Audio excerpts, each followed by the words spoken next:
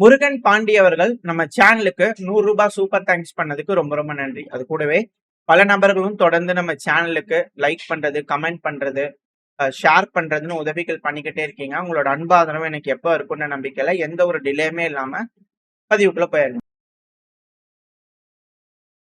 ஈரான்ல மக்கள் எல்லாம் ஒரே கொண்டாட்டம் வாரம் தான். ஈரான்ல வந்து பாத்தீங்கன்னா வீதிகள்ல மக்கள் செலப்ரேட் பண்ணிக்கிட்டு இருக்காங்க. அதுவும் சையத் மஜித் அவர்களை ஷார்ப் ஷூட்டருங்க நீங்க. திரும்பவுக்கும் டிமானாவுக்கும் ஒண்ணு வேணும் அப்படிங்கிறது போல ஒரே வேண்டுகோளா இருக்கு. அது சிக்ஸ் அடிக்கிற மாதிரி இப்ப கிரிக்கெட்ல சிக்ஸ் வேணும், ஃபோர் வேணும்னு கேட்கிற மாதிரி ஈரான்ல மக்கள் இங்க வேணும், அங்க வேணும்னு கேட்டுக்கிட்டே இருக்கிறாங்க. அது ஈரான்ல இருக்கக்கூடிய அந்த கமெண்ட் எல்லாம் உங்களோட வேண்டுதல் வந்துருச்சுங்க, வான வேடிக்கைகளை இன்னைக்கு பாருங்க அப்படின்னு சொல்லி சொல்லி அடிக்கிறாங்க. இதை விட ஒரு எப்படி சொல்றது, மக்களோட ராணுவம், அரசாங்கம் இவ்வளவு இணைஞ்சு இவ்வளவு ஒத்துமையா ஒரு நாடு இப்படி ஒரு இக்கட்டான சூழ்நிலையில செயல்படுறது அப்படிங்கிறது சல்யூட் அப்படிங்கிறது போல இருக்கு. யாருகிட்டயும் வந்து பாத்தீங்கன்னா சம்மிட் முட்டி போடு அப்படிங்கறத போல யாரும் வந்து கேட்க மாட்டாங்க. செவ்வளவு திருப்பி அனுப்பிடுவாங்க மக்கள் அப்படிங்கிற ஒரு உந்துகோல். எப்படி சொல்றது, இப்ப கியூபாலையும் அதே மாதிரிதான். முதல்ல பேச்சுவார்த்தையில நடத்தினாங்க, இப்பெல்லாம் வாடா பாத்துக்கலாம் அப்படிங்கிற கியூபாவும் மாறிட்டாங்க. ஈரான் அடிக்கிற அடியில எல்லாம் வெறியேறிட்டாங்க போல தெரியுது. இப்ப யாருக்கிட்ட போய் முட்டி போடுனாலும் முட்டியை கழட்டி கையில் கொடுத்துருவேன் அப்படிங்கிறது போல வந்து பண்ண எல்லாரும் மாறிக்கிட்டு இருக்கிறாங்க. வரவேற்கத்தக்க வேண்டிய விஷயம். அந்தந்த நாடுகள் அந்தந்த நாடுகளோட அரசாங்கமா அவங்க ஆட்சி பண்ணாதானே கரெக்டா இருக்கும். எல்லாத்தையும் போய் முட்டி போட்டுன்னு கேட்டாங்கன்னா யாரோ ஒருத்தவங்க முட்டியை கட் பண்ணதானே செய்வாங்க அப்படிங்கிறது போல இருக்கு. பட் இருந்தாலும் செலப்ரேஷன் ஒரு சூழ்நிலையில வந்து பாத்தீங்கன்னா ஒரு இக்கட்டான சூழ்நிலை. தினந்தோறும் குண்டுகள், ஹெவியான ஸ்ட்ரைக், எல்லா பகுதியிலையும் அட்டாக் பண்றாங்க, ரோடுல தாக்குதல் பண்றாங்க, சிவிலியன் மேல குண்டுகளை போடுறாங்க, டபுள் டேப் பண்றாங்க இஸ்ரேல், அமெரிக்கா. ஒரு வீடியோலாம் ரிலீஸ் ஆயிருந்துச்சு, பட் நான் அதை அட்டாச் பண்ணல. ஒரு பெண்மணி ஈரான்ல இருக்கிறவங்க அட்டாக் நடக்கும்போது வீடியோ பதிவுல பண்ணும்போது அவங்களோட இறப்பு வந்து பார்த்தீங்கன்னா அதுல ரெக்கார்ட் ஆயிருந்திருக்கு. ஸோ டபுள் டேப், அங்க அவசரமா போய் எல்லாத்தையும் காப்பாத்தலான்னு போகக்கூடிய நபர்கள் மேல திருப்பி ஒரு அட்டாக். ஸோ அப்படிலாம் வந்து பார்த்தீங்கன்னா இந்த ரஷ்யா உக்ரைன் பிரச்சனையில் நம்ம பார்ப்போம். டபுள் டேப் மெத்தட்ல ஈரான் சரி ரஷ்யா உக்ரைன்ல வந்து பார்த்தீங்கன்னா அடிச்சுட்டு இருக்காங்க அப்படிங்கிறது போல. அது எப்படின்னா களத்துல ஃப்ரண்ட் லைன்ல வந்து பாத்தீங்கன்னா அது போல நடக்கும். பட் ஆனா இங்க வந்து பாத்தீங்கன்னா சிவிலியன் மேலேயே டபுள் டேப் பண்றாங்க இஸ்ரேல். ஸோ ஒரு கட்டம் வரைக்கும் தானே எல்லாரும் அமைதியா இருப்பாங்க. ஸோ அதனால போடு டிமோனாக்கே போடு அப்படிங்கிறத வந்து பாத்தீங்கன்னா அனுப்பி விட்டுருக்காங்க. ஈரான் தரப்பு வந்து அது ஹெவியான ஹிட். இதுக்கப்புறம் சிவிலியன் மேல கை வைக்கிறதுக்கு வந்து பண்ண ஒரு செகண்ட் யோசிப்பாங்க இஸ்ரேல். ஆனா ஈரானை பொறுத்த வரைக்கும் அவங்க எதையும் வந்து பண்ண ஹெசிடேட்டே பண்ணக்கூடாது. ஒரு அட்டாக்கு வந்து பாத்தீங்கன்னா 30 அட்டாக் வந்து பண்ணா அவங்க யோசிக்காம செய்யணும் அப்படிங்கிற பலரோட கருத்துக்கள், பல அனலிஸ்டோட கருத்துக்கள். அவங்க எஸ்கலேட் பண்ணணும். டாமினன்ஸ் வந்து பாத்தீங்கன்னா இப்ப கிளியரா ஈரானுக்கு இருக்கு.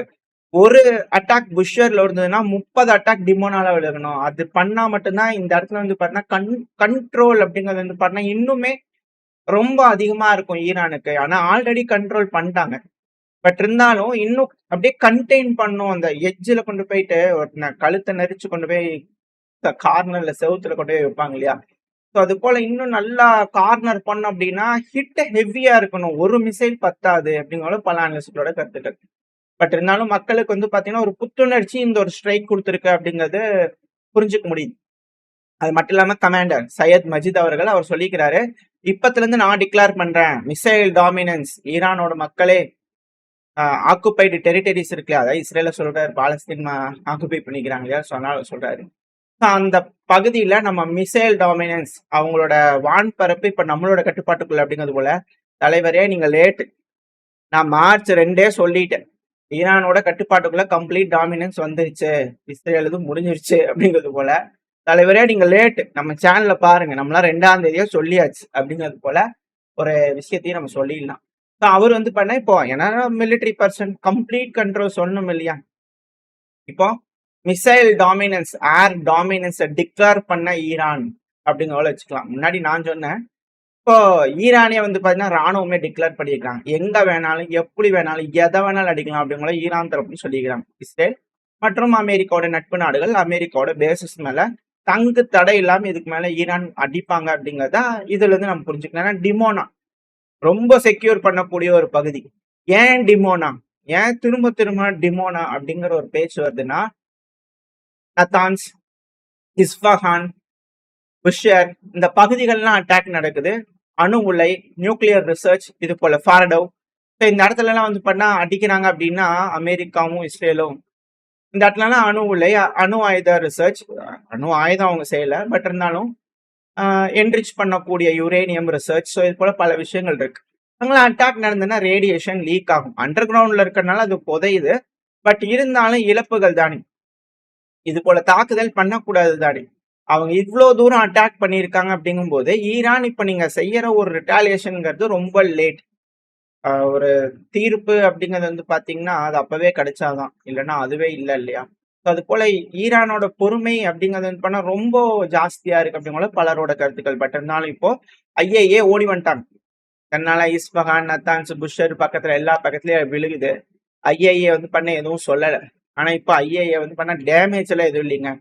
நியூக்ளியர் ஃபெசிலிட்டி டிமோனால எந்த ஒரு டேமேஜ் இல்லை அப்படிங்கிற. ஏன்னா புஷர்ல காம்பவுண்டுக்குள்ள வந்து பண்ண அட்டாக் பண்ற மாதிரி, அந்த டேமேஜ் ஆகாத மாதிரி ஒரு அட்டாக் பண்ணி காட்டணும், எங்களால முடியும் அப்படிங்கிறது போல அவங்க டாமினன்ஸ் காட்டுறாங்க. இப்ப அதே போல ஈரான் எங்களாலையும் முடியுங்க அப்படிங்கிறத அவங்களும் ஒரு டாமினன்ஸை இந்த இடத்துல காட்டுறாங்க.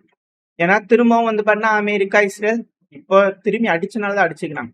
நத்தான்ஸ் ஃபெசிலிட்டி இந்த பகுதியில வந்து பண்ணா அடிச்சுருந்துக்கிறாங்க. அதுக்கப்புறம் ஈரானோட மேற்கு பகுதிகள், தெற்கு பகுதியில் பந்தார் அபாஸ் போர்ட் எல்லா பகுதியிலும் வந்து பண்ண அடிச்சிருக்காங்க இஸ்ரேலும் அமெரிக்காவும். ஸோ அதுக்கு ஒரு பயங்கரமான ஒரு ரெஸ்பான்ஸ் டிமோனோல அடிச்சிருக்காங்க. இதுல டிமோனோ அப்புறம் அராட். ஸோ இந்த அராட்ல வந்து பாத்தீங்கன்னா இன்டர்செப்டார் வந்து விழுந்துருச்சுன்னு இஸ்ரேல் கிளைம் பண்றாங்க. பட் டிமோனால வந்து பாத்தீங்கன்னா மிசைல் தாக்குதல் நடந்திருக்கு. இன்டர்செப்டார் வந்து தடுக்க பார்த்துச்சு, முடியல. அதுக்கான வீடியோ பதிவுகள்ல நிறைய இருக்கு. ஹெவியான அட்டாக், க்ளோஸ் கால்ல வந்து பாத்தீங்கன்னா ரெக்கார்ட் பண்ணக்கூடிய வீடியோக்கள்லாம் இருக்கு. ஏன்னா மக்கள் அதிகமா வசிக்கக்கூடிய பகுதி அப்படிங்கிறாங்க. பட் ஆனா அந்த பகுதியில சிவிலியன் மட்டும் இல்ல, ராணுவம் அதிகமா இருந்துச்சு. அந்த பில்டிங்க்கு கீழே எப்படி காசாவோட WHO பில்டிங்க்கு கீழே வந்து பண்ண வங்கு பறிச்சு உள்ள உட்காந்துருக்காங்க. அது போல மக்களை வந்து பண்ண கேடயமா பயன்படுத்திட்டாங்களா இஸ்ரேல் அப்படிங்கிற கேள்விகள். ஏன்னா மக்கள் வாழும் பில்டிங்குள்ளேயே இவங்க ஒரு நபர் இருக்கிறது மிக முக்கியமான ராணுவத்துக்கு தேவைப்படக்கூடிய நபர். இல்லைன்னா அந்த பில்டிங் கடியிலலாம் எப்படி காசால ஹமாஸ் இருந்தாங்க, ஸோ அதே போல இஸ்ரேலுக்குள்ள வந்து பாத்தீங்கன்னா அண்டர் கிரவுண்ட்ல வந்து இருக்காங்க அப்படிங்கிற சொன்னாங்க. அதே போல இங்கேயும் அண்டர் கிரவுண்ட்ல இருக்காங்களா அப்படின்ற கேள்விகள். ஆனா இந்த தாக்குதல்னால 200க்கும் மேற்பட்ட நபர்கள் காயமடைஞ்சிருக்காங்க, 11 நபர்கள் இறந்திருக்காங்க இஸ்ரேல். இஸ்ரேல் வந்து பாத்தீங்கன்னா ரொம்ப மோசமான கேஷுவாலிட்டிஸ் அப்படிங்கிறது இந்த ஒரு தாக்குதல் மூலியமா வந்திருக்கு. கம்ப்ளீட் டாமினன்ஸ் ஈரான் சொல்லியிருக்காங்க. இதுக்கப்புறம் அங்க சிவிலியன் மேல கை வைக்கிறதுக்கு முன்னாடி இஸ்ரேல் ஒரு தடவைக்கு இன்னொரு தடவை யோசிப்பாங்க அப்படிங்கிற மாற்றுக்கிறதுல. ஏன்னா 22 சிவிலியன் அப்புறம் மிலிட்டரி கேஷுவாலிட்டிஸ் தான் இருந்துச்சு பிப்ரவரியில இருந்து. ஸ்பைக் வந்து பாத்தீங்கன்னா ஒரு அட்டாக்ல இந்த அளவுக்கு ஏறி இருக்கு. 200 இன்ஜூர்டு 11 டெத் அப்படிங்கிறது 50% அப்படியே இன்க்ரீஸ் ஆயிருக்கு அப்படிங்கிற பல அனலிஸ்டோட கருத்துக்கள். நான் கவுண்ட் பண்ணிட்டு இருக்காங்க எல்லாத்தையுமே. ஸோ அப்படி வச்சு பார்க்கும்போது இழப்புகள் அதிகரிக்க ஆரம்பிச்சிருக்கு. 22 நாள் ஆயிடுச்சு, இழப்புகள் இஸ்ரேல்ல அதிகரிக்க ஆரம்பிச்சிருச்சு. 22 நாள்ல அவங்களோட இன்டர்செப்டர்ஸ் முடியுது. ஸோ இதுக்கப்புறம் அமெரிக்கா வந்து பாத்தீங்கன்னா பேச்சுக்கள் திரும்ப வந்து பேச்சுவார்த்தையில வந்து பாத்தீங்கன்னா டீல்ஸை வந்து பண்ண சொல்ல ஆரம்பிச்சுக்கிறாங்க அமெரிக்கா. ஒரு ஃபேமஸான ஒரு டிவி இதுல வந்து பார்த்தா சிரிச்சா போச்சுன்னு சொல்லுவாங்க இல்லையா, அது போல ட்ரம்ப் அவர்கள் நேத்து பேச்சு எந்திரிச்சா போச்சு அப்படிங்கிறது போல ஆயிடுச்சா அப்படிங்கிற கேள்விகள் வருது. ஏன் அப்படின்னா ட்ரம்ப் அவர்கள் வந்து பாத்தீங்கன்னா என்ன மாதிரியான டிமாண்ட் வச்சிருக்காரு அப்படிங்கிறதுக்கான லிஸ்ட் வந்துட்டு இருக்கு. மிசைல் டெவலப்மெண்ட் அடுத்த 5 வருஷத்துக்கு நீங்க சஸ்பெண்ட் பண்ணிடணும் ஈரான்.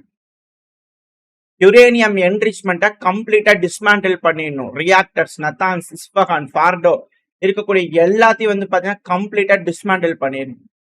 அது மட்டும் இல்லாம எக்ஸ்டர்னலா இருக்கக்கூடிய சென்ட்ரிஃபியூஜஸ் இருக்கும் இல்லையா, அந்த யுரேனியம் இது பண்றது, அது எல்லாத்தையும் வந்து பாத்தீங்கன்னா மானிட்டர் பண்ணிட்டே தான் இருப்போம் நாங்க. ரீஜனல் ஆர்ம்ஸ் கண்ட்ரோல்ல வந்து பாத்தீங்கன்னா மிசைல் 1000 தான் வச்சுக்கணும். அது கூடவே பினான்சியல் சப்போர்ட் ஹிஸ்புல்லா, அன்சரல்லா, ஹமாஸ் இவங்களுக்குலாம் வந்து பண்ண ஹமாஸ்க்கு இவங்க கொடுக்கவே இல்லை ஃபர்ஸ்ட். அதாவது அதிகமா கொடுக்கறது கத்தார் தான். அப்படி இருக்கும்போது இவங்க கிட்ட இருந்து ஏன் வராங்க அப்படிங்கிறது தெரியல. பட் இருந்தாலும் இவங்க சொல்றாங்க ஹிஸ்புல்லா, அன்சரல்லா இவங்களுக்கு நீங்க கொடுக்கக்கூடிய அந்த எய்டுங்கிறது வந்து பண்ண கம்ப்ளீட்டா ஸ்டாப் பண்ணும் அப்படிங்களா சொல்லிக்கிறாங்க. கம்ப்ளீட் ஈரான் வந்து பாத்தீங்கன்னா நியூட்ரலைஸ் பண்றதுக்கான ஒரு டிமாண்டா வச்சிருக்காங்க அமெரிக்கா தரப்புல. ஆனா அவங்க அதை ஏத்துக்குவாங்களா இல்ல. ஆனா ஈரான் அவங்க தரப்புல இருந்து டிமாண்ட் வச்சிருக்காங்க. உனக்கு போர் முடிக்கணும்னா ஏன் டிமாண்ட கேளு அப்படிங்கிற ஈரான் தரப்புல இருந்து சொல்லிக்கிறாங்க. எனக்கு ஒன்றும் பிரச்சனை இல்லை அப்படிங்கிற ஈரான் தரப்புல இருந்து இருக்காங்க. என்னன்னா இது போல ஒரு போர் திரும்பவும் நடக்காது அப்படிங்கிற கேரண்டி எங்களுக்கு வேணும். மிடில் ஈஸ்ட்ல இருக்கக்கூடிய மொத்த அமெரிக்க பேஸும் கிளியர் பண்ணியே ஆகணும். அமெரிக்கா அப்புறம் இஸ்ரேல் ஃபுல் காம்பன்சேஷன் பே பண்ணும். எங்க மேல தாக்குதல் பண்ணதுக்கான இழப்புகளுக்கு முழுசும் அவங்க பே பண்ணும்.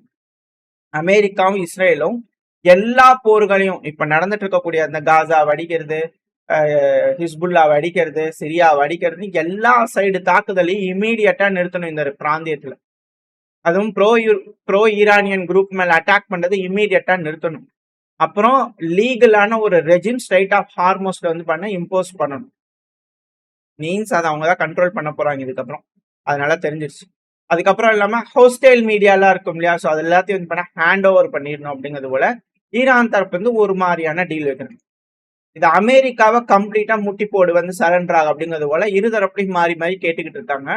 இதுல எஸ்கலேஷன் டாமினன்ஸ் இல்லையா, நான் ஏன் இந்த ட்ரம்ப் அவர்கள் வந்து பாத்தீங்கன்னா நேத்து பேச்சு விடிஞ்சா போச்சு அப்படின்னா, பிரசிடென்ட் டொனால்டு ட்ரம்ப் அவர்கள் அமெரிக்காவோட அதிபர் இருக்கிறாரு, எப்போ ஒரு போஸ்ட் போட்டுக்கிறாரு, 48 மணி நேரம் ரைட் ஆஃப் ஹார்மோஸ் ஓப்பன் ஆகலன்னு வச்சுக்கோங்க, அமெரிக்காவான நாங்க ஒப்ளரேட் பண்ணிடுவோம் பவர் பிளான்ஸ் எல்லாத்தையும் ஈரான்ல, அதுவும் பெருசா எங்க இருக்கோ அதை முடிச்சிருவோம், ஹெவியோ அடிக்கும் அப்படிங்கிறத வந்து பாத்தீங்கன்னா அவர் தரப்பு இருந்து இதுவும் எப்படிங்க காலையில விடிஞ்சா போயிருமா அப்படிங்கிற கேள்வி. ஏன்னா நேத்திக்கு தான் வந்து பாத்தீங்கன்னா நல்ல வேலை அந்த செய்திலாம் நான் சொல்லலை, ப்ரிப்பேர் பண்ணி வச்சிருந்தேன். ஆனா நேத்திக்கு வந்து பாத்தீங்கன்னா நிறைய செய்திகள் அவர் பேசியிருந்தார் மீடியாக்கள்லாம். ஸ்ட்ரைட் ஆஃப் ஹார்மோஸ் ஒன்று நாங்க யூஸ் பண்ணலங்க, அது யார் யூஸ் பண்றாங்களோ அவங்க தான் பண்ணணும், ஒரு சின்ன மிலிட்டரி மென்யூவா தான் பண்ணாங்க அப்படின்னா ஈஸியா எடுத்துக்கலாம், அதுவே அன்லாக் ஆயிடும், அதுவே போக போக சீக்கிரமா அன்லாக் ஆயிடும், ஒன்றும் பிரச்சனை இல்லை அப்படிங்கிற சொல்லிட்டு இருந்தாரு. இன்னைக்கு என்னடானா அடுத்து 48 மணி நேரத்துல ஓபன் பண்ணி எல்லாம் முடிச்சிருவேன் அப்படிங்கிற மிரட்டினாருன்னா எப்படி? இதுக்கு வந்து ஈரானோட ஸ்போக் பர்சன் இருக்கா இல்லையா, ஸோ அவர் தரப்பு இருந்து என்ன ஒரு விஷயம் வந்திருக்குன்னா, எனிமி ஏதாவது வயலேட் பண்ணிட்டீங்க, எங்களோட ஃபியூயல் எனர்ஜி இன்ஃப்ராஸ்ட்ரக்சர் ஏதாவது கையை வச்சுட்டீங்க, நாங்க energy infrastructure, technology, desalination infrastructure, America எங்கெல்லாம் இன்வெஸ்ட் பண்ணிருக்கிறீங்களோ இந்த பிராந்தியத்துல எல்லாத்தையும் அடிப்போம். இஸ்ரேலும் சரி அமெரிக்காவும் சரி இன்வெஸ்ட் பண்ணியிருக்கக்கூடிய எல்லாத்தையும் நாங்க அடிப்போம் இந்த பிராந்தியத்துல, அதுல எந்த ஒரு மாற்றமும் இருக்கான்னு அவங்க தரப்பு திருப்பி ஒரு வார்னிங் கொடுத்தாங்க. எல்லாத்துக்கும் மேல ஹைலைட் என்னன்னா, ஈரான் இருக்கிறாங்க இல்லையா, அவங்க அமெரிக்காவோட 82வது ஏர்பான் டிவிஷன், அப்புறம் ஃபர்ஸ்ட் ஆர்மர் டிவிஷன், உங்க 2 பேத்துக்காக, உங்க 2 குழுக்களுக்காக நாங்க ஸ்பெஷலா வெயிட் பண்ணிட்டு இருக்கோம், வாங்க வாங்க கார்கை லேண்டுக்கு வாங்க, வந்து மென் மாதிரி சண்டை பிடிங்க அப்படிங்கிற பண்ணா அவங்க தரப்புல இருந்து ஒரு கார்ட்டூன்லாம் ஜென்ரேட் பண்ணி போட்டுக்கிட்டு இருக்காங்க. அதாவது இதுக்கு முன்னாடி விமானம் இருக்கு, ஒரு இடத்துக்கு போறாங்க, இந்த படம்லாம் ஹாலிவுட் படம்லாம் பாத்தீங்கன்னு வச்சுக்கோங்களேன், நல்லா அதிரி புதிரியா எடுப்பாங்க. நானே நிறைய படம் பார்த்திருக்கேன், ஏகப்பட்ட விஷயம் போர் அடிக்கினாலே இந்த மாதிரி சிஐ ஏஜென்ட், இது போல ராணுவம், இது போல இப்படி பண்ணாங்க அப்படி பண்ணாங்கன்னு நிறைய ஒரு இது. அதுல என்னன்னா ஒரு இடத்துல போய் நிக்கிறாங்க, தாக்குதல் பண்றாங்க, எதிரில் இருக்கிறவங்க வந்து பெருமளவுல இருக்காங்க, டாமினேட் பண்றாங்க, சுத்தி வளைக்க போறாங்க அப்படின்னா உடனே ஏர்ஃபோர்ஸ் குண்டுகள் போறது, இந்த மேவிக்கு இதெல்லாம் நீங்க பாத்தீங்க அப்படின்னா அவங்களோட ஏர்ஃபோர்ஸ் அப்படிங்கிறத பிரதானமா காட்டுவாங்க. ஏன்னா அமெரிக்காவுக்கு ஏர்ஃபோர்ஸ் அப்படிங்கிறது ரொம்ப ரொம்ப முக்கியம். அந்த ஏர்ஃபோர்ஸுக்கு ரொம்ப ரொம்ப முக்கியம் அப்படிங்கிறது ரேடார்ஸ், அதுதான் கண்ணு இருந்தாதான் அவங்களால வேலை செய்ய முடியும். ஏன்னா ஒரு விமானம் எத்தனை தூரம் அவங்களால கவர் கொடுக்க முடியும், என்ன செய்ய முடியும். இந்த ரேடார்ஸ் எல்லாத்தையும் ஈரான் தூக்குனதுக்கான காரணம் இதுதான். முன்னாடி போன பதிவை நீங்க பார்த்துருந்தீங்கன்னா தெரிஞ்சிருக்கும். ஸோ இப்ப நடக்கக்கூடிய விஷயங்களுக்கு ஈரான் எந்த அளவுக்கு ப்ரிப்பேர் ஆயிருக்காங்க, அடுத்தடுத்து நடக்கக்கூடிய செய்திகளை நீங்க அந்த பதிவோட கம்பேர் பண்ணீங்கன்னா உங்களுக்கு அதோட இம்பார்ட்டன்ஸ் என்னன்னு தெரியும். ஈரான் ஏன் இந்த வேலையை செய்யறாங்க, ஏன் ஈரான் அந்த நாடுகளை அடிக்கிறாங்க அப்படிங்கிறதுக்கான விஷயங்கள் உங்களுக்கு புரியும். நேராகவும் மறைமுகமாகும் எதிரிக்கு உதவி பண்றாங்க, அவங்க அங்கிருந்து வந்து நம்ம நாட்டை அடிக்கிறாங்க அப்படிங்கும்போது ஈரான் ஹெசிடேட் பண்ணாம அடிச்சதுதான் இருக்கலே ஒரு சூப்பர் மூவ் அப்படிங்கிற பல அனலிஸ்டோட கருத்துக்கள். ஏன்னா ஈரான் அவங்கள பொறுத்த வரைக்கும் அவங்க டிஃபெண்ட் பண்றாங்க, இவங்க வந்து பாத்தீங்கன்னா வேற எங்க இருந்தோ வரக்கூடிய நபர்கள் அந்த இடத்துல அவங்க டாமினேட் பண்ணணும்னு நினைக்கும் போது அப்புறம் இதுதானே. ஈரான்ல இருக்கக்கூடிய மக்கள் வந்து எதிராக இருக்கிறாங்க ஆளுகின்ற அரசாங்கத்துக்கு, அமெரிக்காக்கு ஆதரவா இருக்கிறாங்கன்னா அது வேற மாதிரி கதை வரும். இப்ப அங்க இருக்கக்கூடிய மக்கள் வந்து பண்ண ஆளக்கூடிய அரசாங்கத்துக்கு தானே சப்போர்ட் பண்றாங்க. அப்ப அது அவங்க நாடு, அவங்க வேணுங்கிற முடிவு எடுக்கிறாங்க. இல்ல இன்னொருத்தங்க எப்படி வந்து அதுல சொல்ல முடியும் அப்படிங்கிற விஷயங்கள் இருக்கு. ஸோ வெயிட் பண்ணி பார்ப்போம். இதுக்கப்புறம் இந்த இடத்துல அமெரிக்கா அவங்களோட டிமாண்டை மாத்துவாங்களா, இல்ல ஈரான் அவங்க சொல்ற டிமாண்ட்ல ஸ்ட்ராங்கா இருப்பாங்களா, என்ன நடக்க போகுது அப்படிங்கறத வெயிட் பண்ணி பார்க்கலாம். ஓரளவுக்கான தகவல்கள் இந்த பயில பார்த்திருப்போம். இந்த பதிவு எப்படி இருந்துச்சு, உங்களுக்கு பிடிச்சிருக்கா? பிடிச்சுனா லைக் பண்ணிட்டு உங்க ஃப்ரெண்ட்ஸ் அப்படி ஷேர் பண்ணிக்கோங்க. அது கூடயே மறக்காம நம்ம சேனலும் சப்ஸ்கிரைப் பண்ணலாம். மறக்காம சப்ஸ்கிரைப் பண்ணிக்கோங்க. அப்பதான் நம்ம போடக்கூடிய வீடியோக்களை மதிச்சு யூடியூப் 4 பேருக்கு ப்ரோமோட் பண்ணும். உங்களோட அன்பு ஆதரவு எனக்கு எப்ப இருக்கும்னு நம்பிக்கையில அடுத்த பேர் சந்திக்க. Stay safe. பை.